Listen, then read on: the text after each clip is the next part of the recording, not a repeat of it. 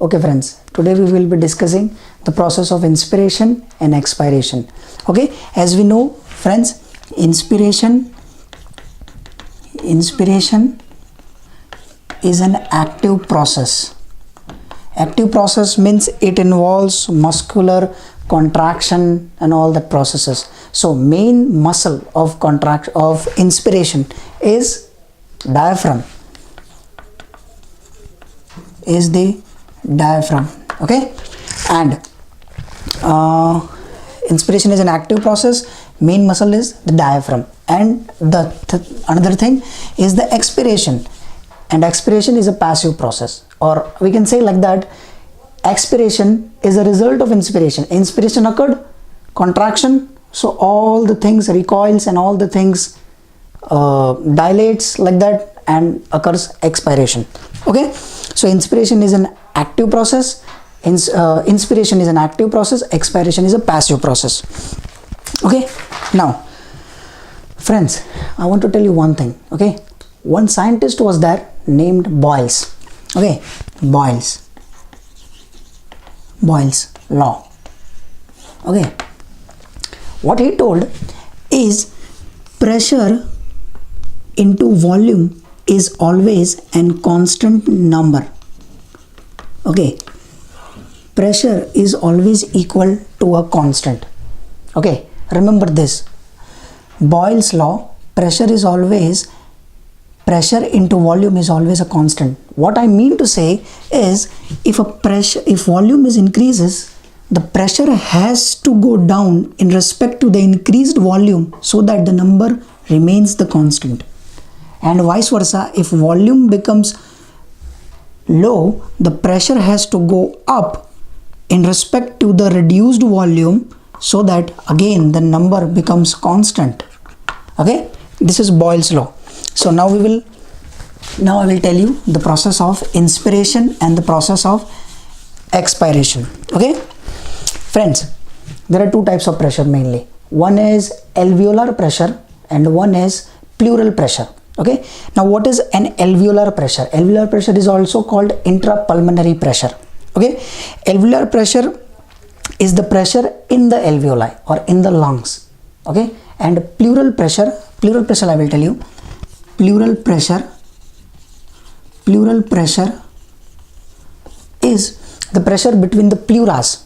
Okay, now there are two types of pleuras in our body. One is the outer side or called parietal pleura, and the inner side, which is firmly attached to the lung, is visceral pleura. Okay, this is the parietal pleura, and friends, this is the visceral pleura. Okay, in this space between, there is pleural fluid. Pleural fluid is present in between this, and between this place pressure is there, and that pressure is called pleural pressure or intrapleural pressure. Okay, so this is the normal thing. Now I told you about the Boyle's law. I told you about the pressures, the important pressure, alveolar pressure and intrapleural pressure.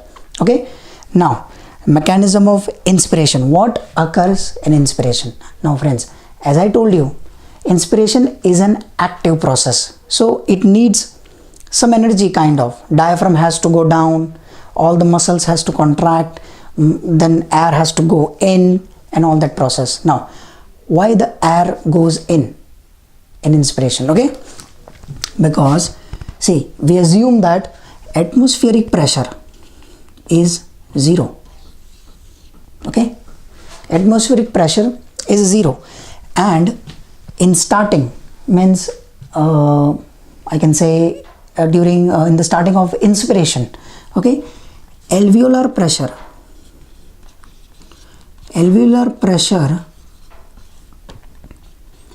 is -1. Yeah, -1. Alveolar pressure is -1 to -2 centimeter of water. Okay, alveolar pressure is -1 to -2 centimeter of water. normally alveolar pressure. Okay, so now diffusion of exchange of gas from the atmosphere to the alveoli. Okay students, the exchange of atmospheric air from outside to inside occurs always from high pressure to low pressure. This is normal thing. So atmospheric pressure was 0 and alveolar pressure was -1 or -2. So air will come from outside to inside. Okay, now friends, this is normally. Now how the pressure becomes -1 and -2. Okay, now when you breathe in, the air, the lung becomes inflamed. Okay, it increases its size horizontally, vertically it goes, transversely it goes, it increases, and anteroposteriorly. Okay, lungs are inflamed in 3 directions: vertically, transversely, and anteroposteriorly. Okay, anteroposteriorly. Okay, so this occurs. Now when this occurs, as I said you, there are 3 layers. Okay, now this is the parietal pleura, this is the visceral pleura, and this is the lung.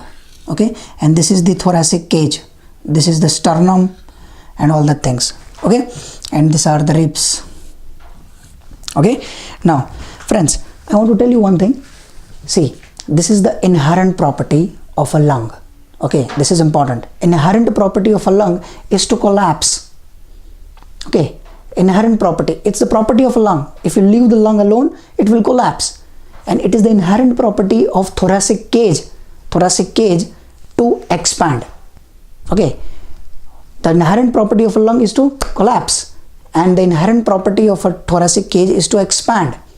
Okay, and between this your breathing occurs. Okay, now see, when you are inspiring, okay friends, when you are inspiring, what actually occurs is, this is the parietal pleura and this is the visceral pleura and this is the lung. Okay, this is the parietal pleura, thoracic cage. I said you, when the lung is inflamed, the thoracic cage expands. Okay, this is the thoracic cage. Okay, this is sternum and all that thing. Okay, manubrium. The thoracic cage expands, it will take the parietal pleura with it. Okay, it will take the parietal pleura with it, and as the parietal pleura and the visceral pleura are separated by just a thin amount of liquid called pleural fluid, so they are not actually, we can say that it is not actually different from visceral pleura, parietal pleura to visceral pleura, but they have very thin area here which contains very little amount of parietal fluid. Okay, so we can assume that parietal pleura and visceral pleura are not that much separated, they are literally attached only. So when the thoracic cage will expand and take the parietal pleura outwards, the lung, which is also attached to visceral pleura, will oppose this expansion, by which the parietal pleura will take the visceral pleura out. When the parietal pleura is going out with thoracic cage, parietal pleura will take this visceral pleura with it, but this expansion will be opposed by the lung, which is attached to lung tissue here, and this will create a pressure. Okay, and this pressure here is called pleural pressure. And pleural pressure here will be negative. Okay friends, now see, again I will explain you.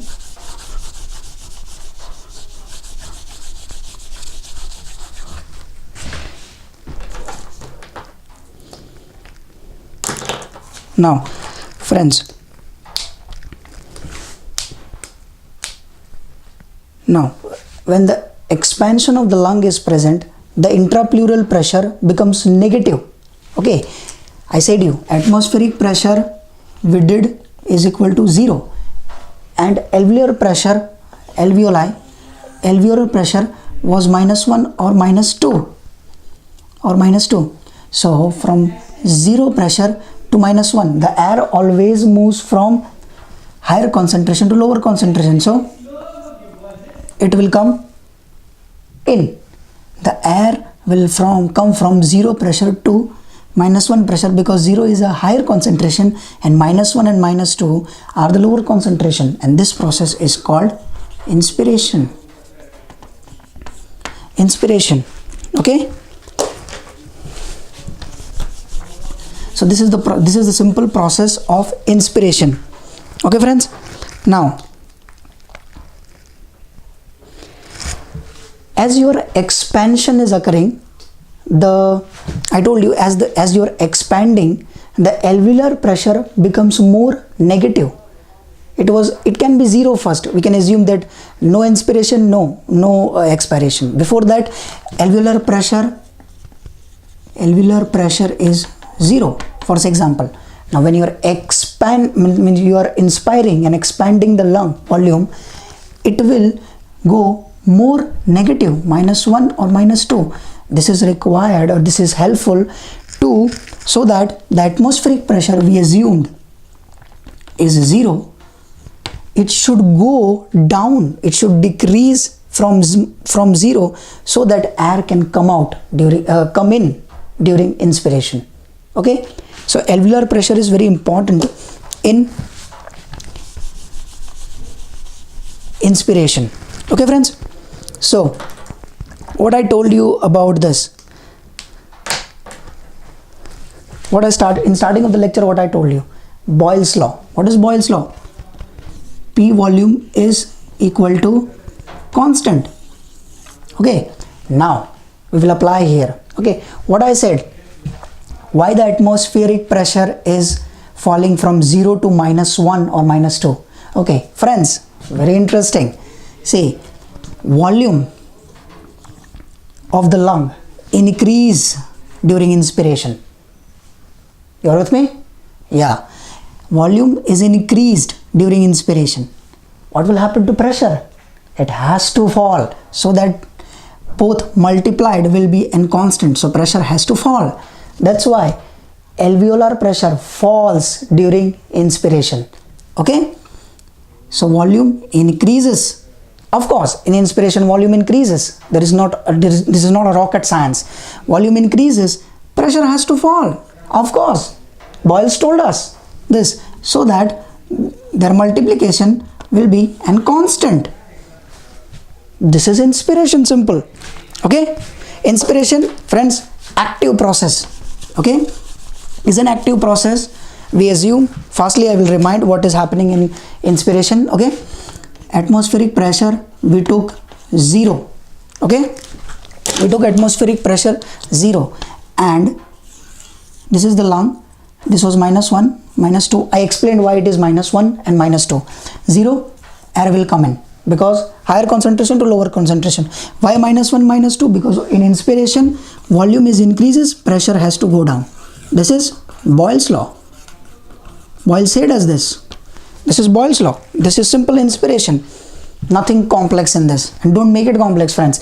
Simple. Atmospheric pressure is 0. Alveolar pressure is -1, -2.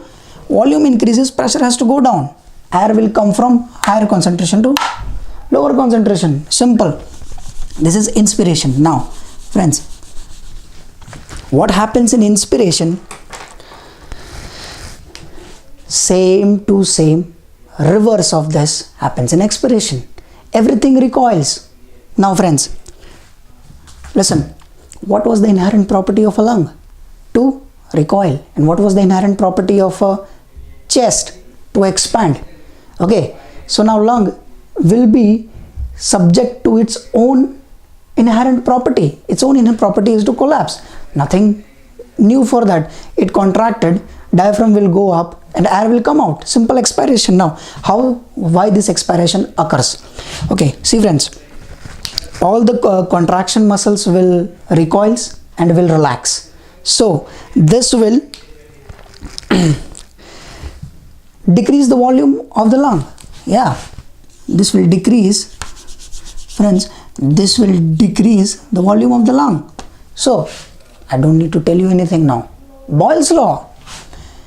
Boyle's law, friends. See, pressure has to increase. Alveolar pressure has to increase.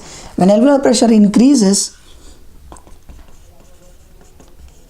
because it has to be constant, volume decreases while expiration, pressure has to increase. So what is the pressure here? Alveolar pressure. Alveolar pressure becomes, again, because atmospheric pressure was 0, the alveolar pressure has to become 0. First it will become 0, then it will proceed to +1 or +2. Simple, nothing that much hard. Okay, this occurs in expiration. Boyle's law, friends, remember this Boyle's law. That's why only I told you in the starting only what is Boyle's law. Pressure into volume is always a constant. What happens in expiration? Volume decreases, pressure has to go up. Volume decreased, pressure has to go up. So alveolar pressure will become from -2, it was -2 at the end of the inspiration, -2, it will come -1, it will go to 0, it will +1 and then +2. What was atmospheric pressure? 0. What is the alveolar pressure here? In expiration, +2. Where will air go? Not a very hard question, I think. It will go out, and it is called expiration. Okay, friends, this is expiration and inspiration. Okay, now, friends, this is simple process and there should be no doubt in that. If you have any doubt, you can comment if you have any doubt. Okay, now after this I want to tell you one thing. When you are quiet breathing, okay, simple. Now what I am doing, when you are quiet breathing, at the end, this is the expiration and this is the inspiration. Okay, expiration ended, one cycle, breathing cycle ended, and another is going to start. Between that, one time is there, time lapse is there, or time period is there.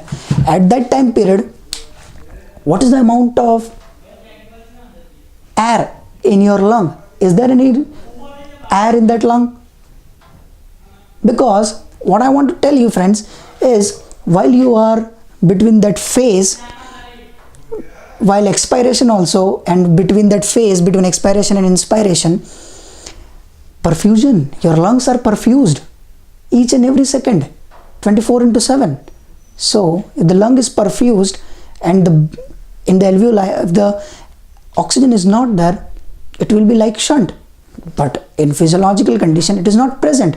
So this tells us that after expiration also there is air inside. And what is that air? Quiet breathing, okay, simple breathing, what I am breathing, tidal volume breathing.